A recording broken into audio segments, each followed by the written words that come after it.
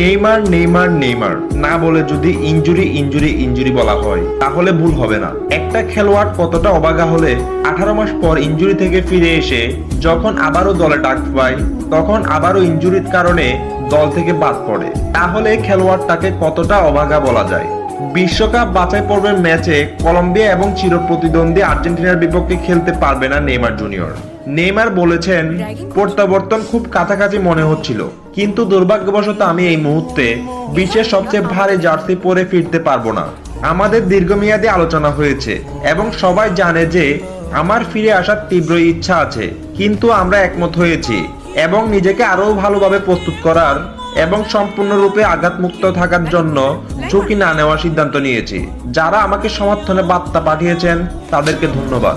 Al Hilal এর সাথে সম্পর্ক ছিন্ন হয়েছে ইনজুরির কারণে। ইনজুরি থেকে ফিরে যোগ দিয়েছেন শৈশবের ক্লাব সান্তোসে। সান্তোসেই ভালোই ছন্দে ছিলেন নেইমার জুনিয়র।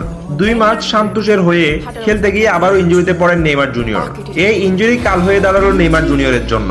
এর আগেই ব্রাজিল কোচ ডোরিবাল জুনিয়র নেইমারকে রেখেছিল ব্রাজিলের মূল দলে। ডোরিবাল জুনিয়র বলেছেন, গত কয়েকদিন ধরে ব্রাজিল জাতীয় দলের চিকিৎসা বিভাগ আমাদের সকল খেলোয়াড়ের বিশেষ করে নেইমারের অবস্থা সম্পর্কে আপডেট দিচ্ছে। ইনজুরির আপডেটের পর নেইমারের বদলি হিসাবে রিয়াল মাদ্রিদের এনরিককে দলে নেওয়ার সিদ্ধান্ত নিয়েছে। এর থেকে বোঝা যায় নেইমার জুনিয়র আর থাকছেন না কলম্বিয়া এবং আর্জেন্টিনা